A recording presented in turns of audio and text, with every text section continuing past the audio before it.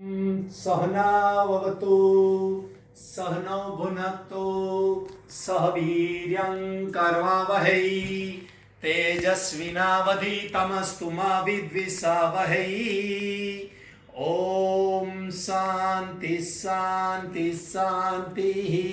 हरि ओम श्री गुरुभ्यो नमः। हरि ओम।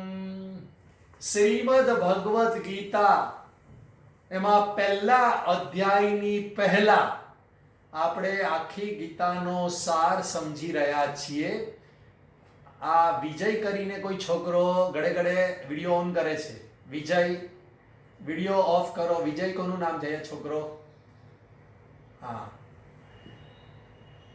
તો અધ્યાય 1 થી અધ્યાય 6 સુધીનો સાર આપણે સમજી ચૂક્યા અને આ એક અધ્યાયથી તે છઠ્ઠા અધ્યાય સુધી એ અમુક સંતો એને કર્મયોગનો વિષય કહે છે, પછી 7 થી 12 એ ભક્તિ યોગનો વિષય કહે છે અને પછી 13 થી 18 એ જ્ઞાન યોગનો વિષય કહે છે।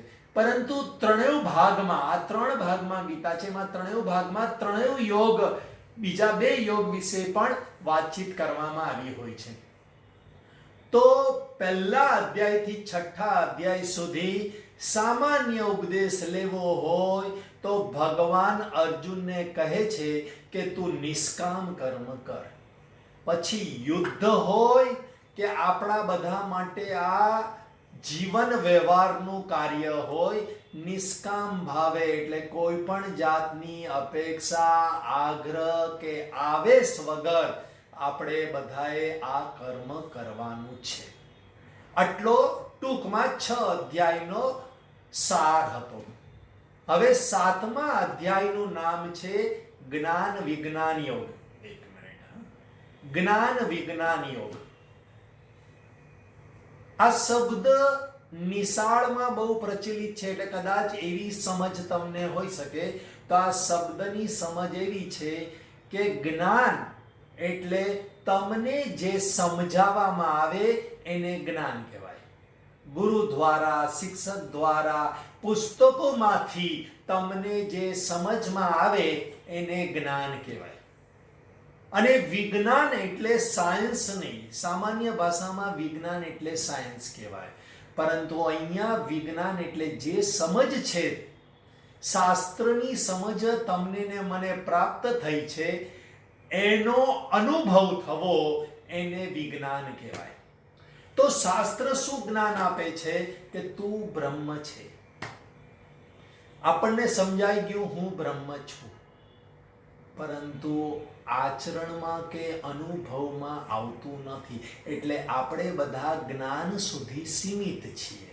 જ્યારે આ અધ્યાયની અંદર ભગવાન અર્જુનને જ્ઞાન સાથે વિજ્ઞાન પણ સમજાવે કે આ સમજ તો પ્રાપ્ત થઈ, પરંતુ તને એનો અનુભવ કેવી રીતે થાય, અને અનુભવ થાય તો જ તને વિજ્ઞાન પ્રાપ્ત થયું છે।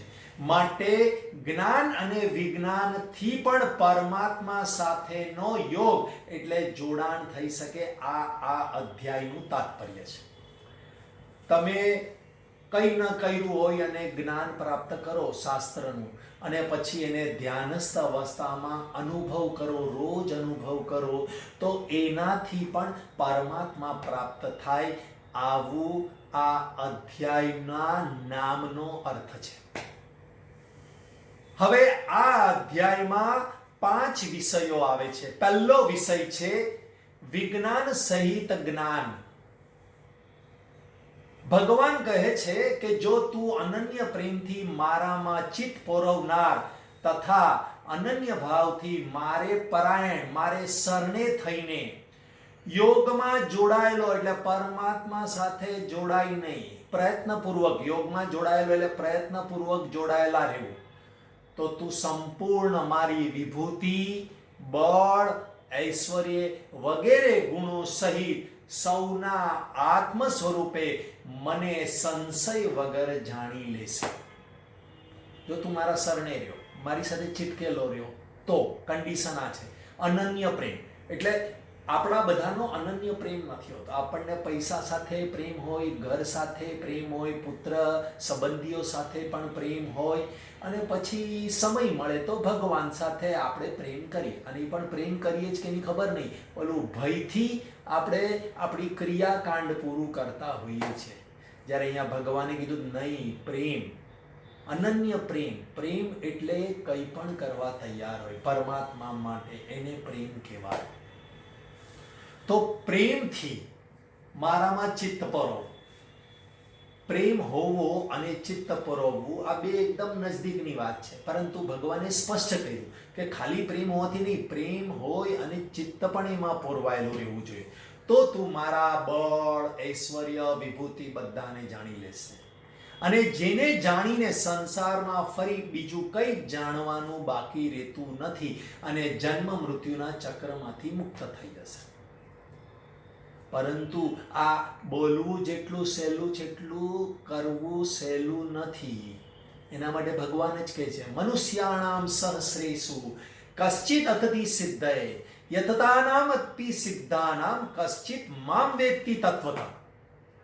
ભગવાન કહે છે કે હજારો મનુષ્યોમાંથી કોઈક એક મને પામવા માટે પ્રયત્ન કરે છે. તમે જુઓ, આપણે અત્યારે શિબિરો દરમિયાન 700 થી 800 બાળકોને ભણાવ્યા, એટલે 700 થી 800 પેરેન્ટ્સ ને આપણા આ ગુજરાતી વર્ગને જીમ વિશે માહિતી બધાને મળી ગઈ.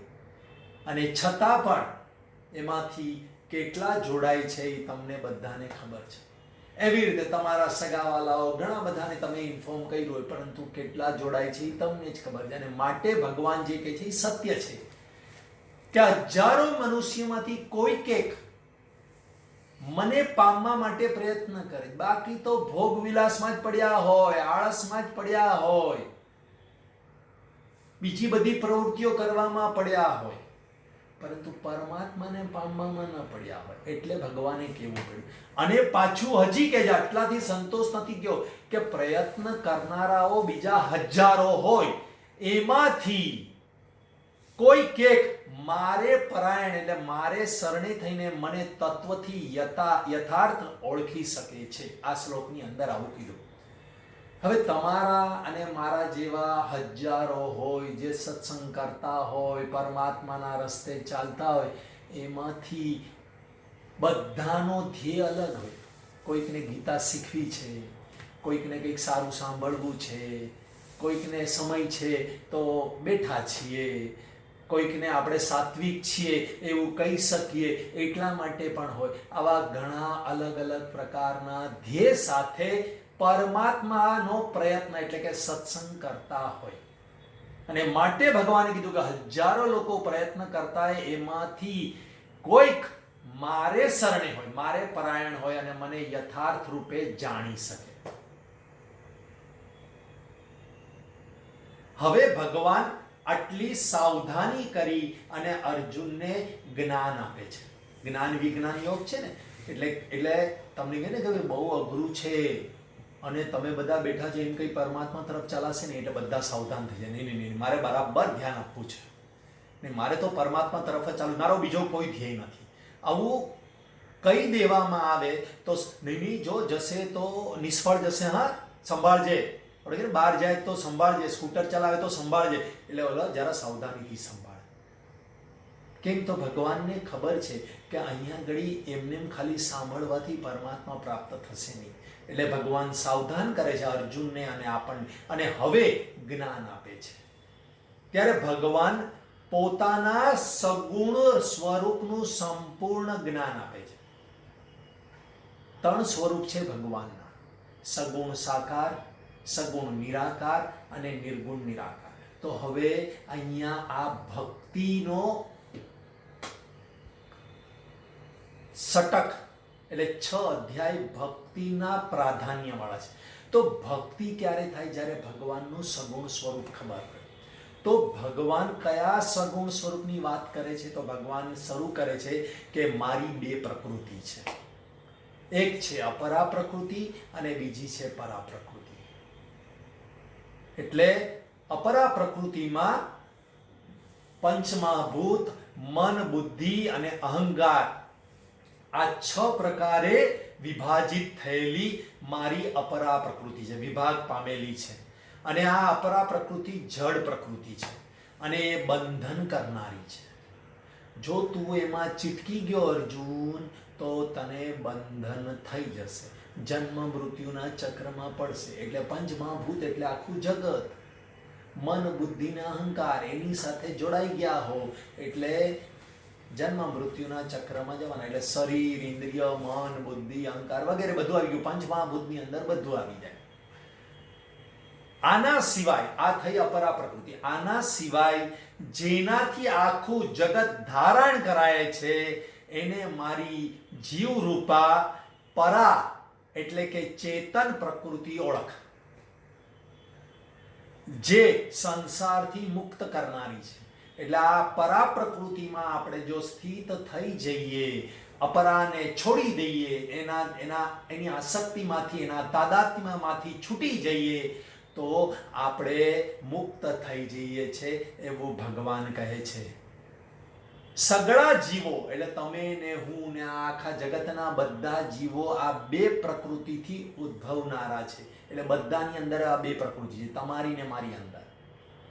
આપણે આપણી વાત કરીએ તો કે આ શરીર, ઇન્દ્રિય, મન, બુદ્ધિ, અહંકાર સુધી બધું છે એ અપરા પ્રકૃતિ. અને એને ચેતનતા પ્રદાન કરનાર અંદર જે જીવાત્મા છે એ પરા પ્રકૃતિ છે, જે ચેતન છે. અને આ હાથને, મારી વાણીને, મારા આંખને, આ બધાને ચેતનતા પ્રદાન કરે છે, જે દ્વારા આ બધા કાર્યાન્વિત થઈ શકે, કાર્ય કરી શકે છે. એટલે હું પણ ને તમે પણ આ બે પ્રકૃતિના બનેલા છે. પરંતુ તકલીફ એ છે કે આ બે પ્રકૃતિ જોડીને આપણે પોતાને માનીએ છીએ, જોડાયેલા માનીએ છીએ. જડ અને ચેતન નો સંયોગ કરીને આપણે પોતાને જાણીએ છીએ, એટલા માટે બંધનથી મુક્ત થતા નથી. અને પછી ભગવાન કહે છે કે પરંતુ હું આખા જગત નો અધિષ્ઠાન છું, પરા પ્રકૃતિનો અને અપરા પ્રકૃતિનો.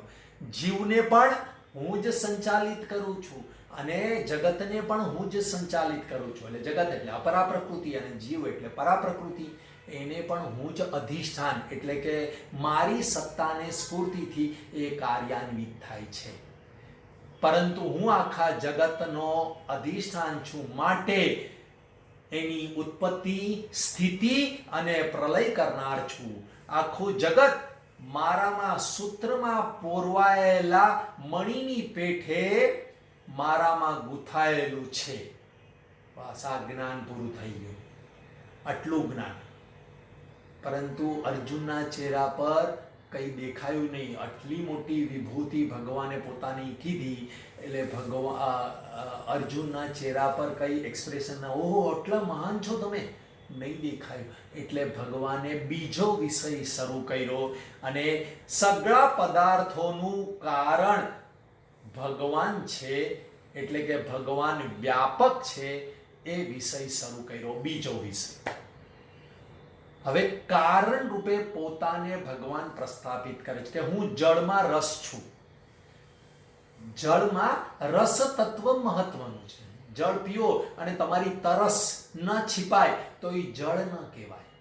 તરસ, તુરંત રસ એટલે રસ સ્વરૂપ છે. ચંદ્ર સૂર્યમાં હું પ્રકાશ છું, પ્રકાશ વગર ચંદ્ર કે સૂર્ય કામના નહીં. વેદોમાં હું ઓમકાર છું, આકાશમાં શબ્દ છું, પુરુષોમાં પુરુષત્વ છું, પૃથ્વીમાં ગંધ છું, અગ્નિમાં તેજ છું, સમસ્ત ભૂતોમાં એમનું જીવન છું, તપસ્વીઓમાં તપ છું, બુદ્ધિમાનોની બુદ્ધિ છું. પણ વાસ્તવમાં આ બધું જ એટલે આટલું વિસ્તારથી વર્ણન છે ને ટૂંકમાં એ કહેવા માંગે છે કે બધાનું મૂળ જે તત્વ છે ને એ હું જ છું. બધા આખા જગતમાં મૂળ તત્વ હું છું, પરંતુ વાસ્તવમાં તેનામાં હું કે તેવો મારામાં નથી. બધું કહી અને પાછું ખેંચી લે છે ભગવાન. કારણ આપણે ખાલી કારણ રૂપે આપણે સમજીએ નહીં, એટલા માટે પાછું ખેંચી લે છે કે બધું જ હું છું, પરંતુ વાસ્તવમાં મારામાં કંઈ નથી અને તેવો મારામાં નથી, તેમાં હું નથી ને તેવો મારામાં નથી. એક દ્રષ્ટાંત આપીશ ને એટલે સમજાશે. આછા પ્રકાશમાં દોરીમાં તમને સાપ દેખાય અને દોરી બોલવાનું ચાલુ કરે તો દોરી શું બોલે કે જો મારામાં જ સાપ છે, સાપના કણે કણમાં હું છું, હું અધિષ્ઠાન રૂપે છું અને મારા ઉપર જ સાપ છે. પરંતુ હું સાપમાં જરાય નથી કે સાપ મારામાં જરાય નથી. આ દ્રષ્ટાંત સમજાઈ જશે તો સમજાશે કે ભગવાન શું કહેવા માંગે છે. કારણ ભ્રાંતિથી સાપ દેખાય છે આછા પ્રકાશમાં તો દોરી કહી શકે કે મારામાં સાપ છે અને પાછું ખેંચી લે, મારામાં સાપ જેવું છે જ નહીં, હું તો દોરી જ છું. પરંતુ દેખાય છે ને તો એ મારામાં જ છે. એવી જ રીતે અહીંયા આગળ ભગવાન કહે છે કે આખું જગત મારામાં જ છે, પરંતુ હું એમનામાં નથી ને એવો મારામાં નથી. બસ આ રીતે ભગવાન બીજો વિષય સગળાનું કારણ, એટલે કે કયું કારણ તો કે વિવર્ત નિમિત્ત ઉપાદાન કારણ. જડ અપરા પ્રકૃતિ રૂપે ભગવાન ઉપાદાન કારણ છે અને ચેતન પરા પ્રકૃતિ રૂપે ભગવાન નિમિત્ત કારણ છે. પરંતુ ભગવાન કે છે મારામાં કઈ નથી તો એ દેખાય છે તો કે એને વિવર્ત કહેવાય, ભ્રાંતિ એને વિવર્ત કહેવાય. ભ્રાંતિથી દેખાય એને વિવર્ત કહેવાય, પરંતુ એનું કારણ ઈશ્વર છે. હવે ભગવાન કહે છે કે આટલું સમજાવ્યા પછી પણ ન સમજાય. કોને ન સમજાય? તો એનો ત્રીજો વિષય ચાલુ કરે છે કે આસુરી સ્વભાવના માણસોને હું જે જ્ઞાન આપું છે નહીં સમજાશે. એટલે આસુરી સ્વભાવના માણસોની નિંદા અને ભગવત ભક્તોની પ્રશંસા કરે છે, કારણ કે જે ભગવાનને શરણે છે એને સમજાઈ જશે આ વાત. તો ત્રીજો વિષય આસુરી અને ભક્તોની નિંદા અને સ્તુતિનો આવે છે. ભગવાન કહે છે પરંતુ ત્રણે ગુણોથી મોહિત થયેલા મને નથી ઓળખતા. કેમ? તો ભગવાન જવાબ આપે છે દૈવી હેસા ગુણમયી મમ માયા દુરત્યા મામેવ પ્રપદ્યન્તે માયા મેતામ તરંતિ તે. આ માયા મને ત્રણે ગુણોથી મોહિત એટલે કે માયા વડે હણાયેલા લોકો મને નથી જાણી શકતા, એટલે માયાની પેલે પાર તરી શકતા નથી. માટે મને નિરંતર ભજનાર જ માયાને એટલે કે સંસારને તરી શકે છે. બાકી માયાને પકડી અને ભગવાન મળી શકે એમ નથી. કારણ માયા વડે હણાયેલા લોકો કેવા હોય છે તો કે આસુરી સ્વભાવને ધરી પકડી રાખનાર મનુષ્ય, અધમ દૂષિત કર્મ કરનારા મૂઢજનો મને ભજતા નથી, મારા શરણે આવતા નથી. તમે જોજો, જેને પણ આપણે બધા આ સંસારને પકડો છે ને એટલે આપણાથી જાણતા અજાણતા ખોટા કામ થઈ જ જાય. અને એટલે જ ભગવાને કીધું અધમ અને દૂષિત કર્મ. દૂષિત એટલે આપણા કર્મની અંદર કોઈક સ્વાર્થ જોડાયેલો હોય, કોઈક નિંદા કોથળી જોડાયેલી હોય, કોઈ દ્વેષ જોડાયેલો હોય, કોઈ વેર ભાવના જોડાયેલી હોય. એટલા માટે થઈને ભગવાને કીધું કે જે માયાને પકડી રાખે છે, સંસારને પકડી રાખે છે, એ બધા મૂઢ, અધમ અને દૂષિત કર્મો કરનાર છે. એટલે બરાબર સમજી લેજો, આ જ્ઞાન વિજ્ઞાન યોગમાં ભગવાન બહુ સુંદર સમજાવે છે કે આપણે જો સંસારને પકડી લેશું તો આપણે એવી ભ્રાંતિમાં ન રહીએ કે આપણે તો બધા સાત્વિક કર્મો જ કરીએ છીએ ના. ખાવા પીવામાં, પાંચ ઇન્દ્રિયોમાં ગમે તેવું ખાઈએ, ગમે તેવું જોઈએ, ગમે તેવું બોલીએ, ગમે તેવું વિચારીએ. આ બધા અધમ અને દૂષિત કર્મ કરનારા મૂઢજનો મને ભજતા નથી, એટલે કે મારા શરણે થતા નથી. તો કોણ ભગવાનના શરણે થાય? તો ભગવાન કહે છે ચતુર્વિધા ભજન્તે મામ જના સુકૃતિ નોર્જુના આર્ત જિજ્ઞાસુ અર્થાર્થી જ્ઞાની ચ ભરતર્ષભ. 4 પ્રકારના લોકો મને ભજે છે, મારા શરણે ચાલે છે. પહેલું અર્થાર્થી, પછી આર્ત, પછી જિજ્ઞાસુ અને પછી જ્ઞાની. જો તમને પૈસો પણ જોઈતો હોય, અર્થાર્થી એટલે પૈસો પણ જોઈતો હોય, તો ભગવાનના શરણે થઈ જાઓ. ભગવાન, મને જે પૈસાની જરૂર છે એ તું મને આપે જ છે અને આપતો રહે છે. બસ હું તારા શરણે છું. દુઃખ છે કોઈ સંબંધીનું, શરીરનું, કોઈ પણ, ભગવાન હું તારા શરણે છું. મારા શરીર રૂપી દુઃખોને દૂર કર. શરીરમાં જે પીડાઓ છે કે જે રોગ છે એને તું દૂર કર. હું તારા શરણે છું. પણ આપણે શું હોય છે, ભગવાનના શરણે તો હોય પણ બીજાના શરણે, અરે યાર મારી વહુ સેવા નથી કરતી, મારો દીકરો સેવા નથી કરતા, મારા પતિ સેવા નથી કરતી, મારી પત્ની સેવા નથી કરતી, ભાઈ તું મારું ધ્યાન રાખને, એના શરણે હોઈએ. તો ભગવાન વ્યભિચાર ચલાવતા નથી. અને વ્યભિચાર કહેવાય. તું મારા શરણે પણ છે ને બીજાના શરણે પણ છે ને વ્યભિચાર કહેવાય. અનન્ય ભક્તિની, અવ્યભિચારીની ભક્તિ. 13મા અધ્યાયના મૂલ્યમાં આવે છે, મયી ચાન્યન્ય યોગેન ભક્તિર વ્યભિચારી. ભક્તિ કરવી હોય તો અવ્યભિચારીની, અનન્ય ભક્તિ. અનન્યાસ ચિંતયંતો મામ આવશે આની અંદર હવે 9મા અધ્યાયમાં. તો ચતુર્વિધા ભજન્તે મામ. ધન જોઈએ તો પણ ભગવાનને શરણે જાઓ તો તમે ભક્ત છો. દુઃખ પડે છે તો પણ ભગવાનના શરણે જાઓ તો તમે ભક્ત છો. કઈક જિજ્ઞાસા છે, અરે યાર મારી સાથે જ કેમ આવું થાય છે, મેં એવું શું કર્યું છે, આ જગત કેમ આવું છે, આવું કેમ કરે છે લોકો, આવી ભગવાન કોણ છે, આવી કોઈ પણ પ્રકારની જિજ્ઞાસા હોય, ક્વેશ્ચન્સ હોય, ભગવાનના શરણે જાઓ. ભગવાન મને બહુ બધા ક્વેશ્ચન્સ છે, આવું કેમ છે, આવું કેમ છે, રોજ એમની સામે ક્વેશ્ચન ધરી દો. આપોઆપ એ બહાર રહેલા સગુણ સાકાર ભગવાન તમારી અંદર છે, અંદરથી જ જવાબ આવી જશે. સમય થતાં તમારો અધિકારીત્વ પ્રાપ્ત થતાં તમને જવાબ મળતો જશે, અથવા કોઈ તમારી સામે ધરી દેશે જેના દ્વારા તમને જવાબ પ્રાપ્ત થઈ જશે. અને ચોથા છે જ્ઞાની ભક્ત. જ્ઞાન નિષ્ઠા પ્રાપ્ત કરી અને હવે ભગવાનને શરણે આ શરીર, મન, બુદ્ધિ બધું ધરી દીધું. એ જ્ઞાનીના એટલે આવા 4 પ્રકારના ભક્તો મને ભજે છે, પરંતુ બધામાં જે મારામાં એકત્વ ભાવે અનન્ય પ્રેમ ભક્તિ રાખનાર જ્ઞાની ભક્ત છે તે શ્રેષ્ઠ છે. તે મને પ્રિય છે, હું તેને પ્રિય છું. જ્ઞાની તો મારું સ્વરૂપ છે. હવે આવા જ્ઞાની કેવી રીતે બનાય? તો કે બહુનામ જન્મનામંતે જ્ઞાનવાન મામ પ્રપદ્યતે વાસુદેવ સર્વમિતિ સ મહાત્મા સુદુર્લભ. આવા જ્ઞાની મારે બનવું છે. કેવી રીતે બનાય?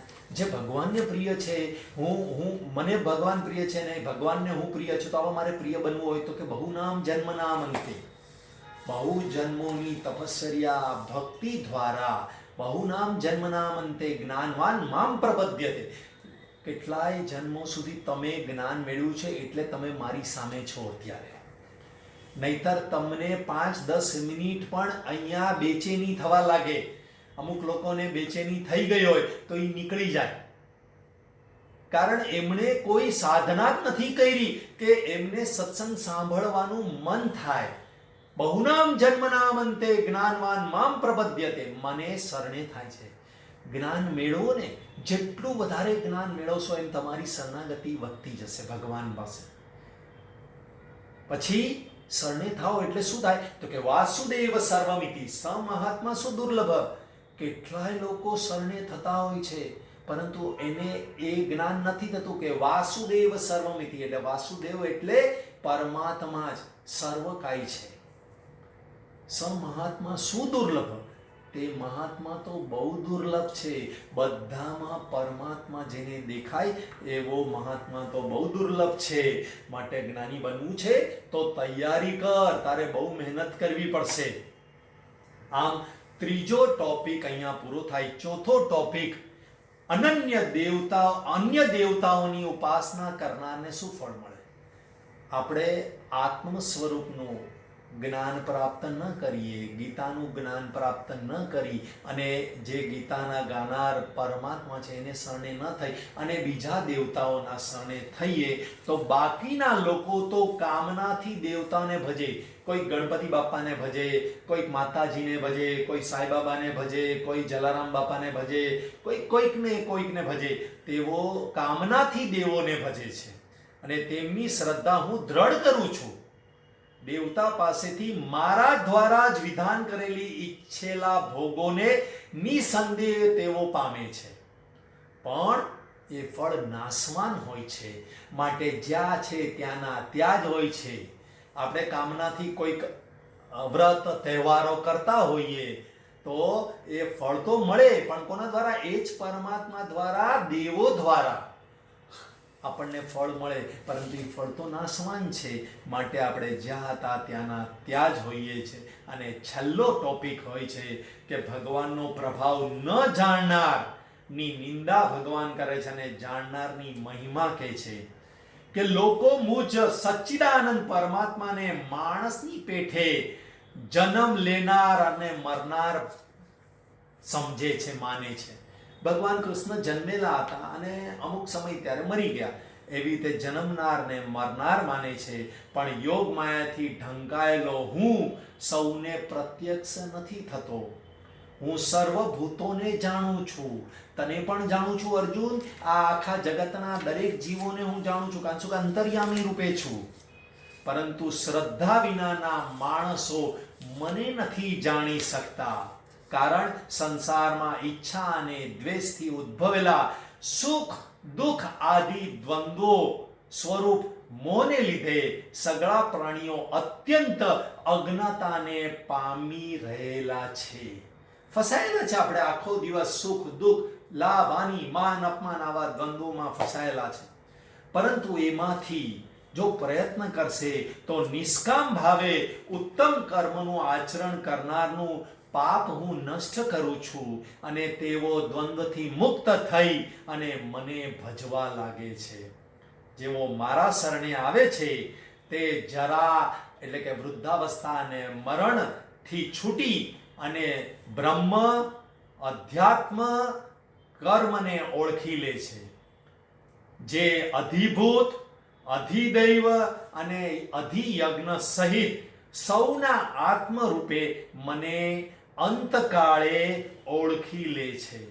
મારામાં ચિત્ત પોરવાયેલા મને જ ઓળખી લે છે. સર્વ કઈ વાસુદેવ છે. જેવી રીતે વરાળ વાદળા પાણી બરફ બધામાં જળ સ્વરૂપ જ છે, એવી જ રીતે મને બધા અલગ અલગ દેખાતાઓમાં મને જ એ જુએ છે. એવું અહીં 7મા અધ્યાયમાં ભગવાને કીધું. આપ સર્વેને આ 7મો અધ્યાય બરાબર ઉતરી જાય એવી હું ભગવાનને પ્રાર્થના કરીશ. ઓમ પૂર્ણમદઃ પૂર્ણમિદં પૂર્ણાત પૂર્ણમુદચ્યતે પૂર્ણસ્ય પૂર્ણમાદાય પૂર્ણમેવાવશિષ્યતે. ઓમ શાંતિ શાંતિ શાંતિ. હરિ ઓમ શ્રી ગુરુભ્યો નમઃ. હરિ ઓમ. હરિ ઓમ બધાને. હરિ ઓમ. હરિ ઓમ. હરિ ઓમ. હરિ ઓમ. હરિ ઓમ.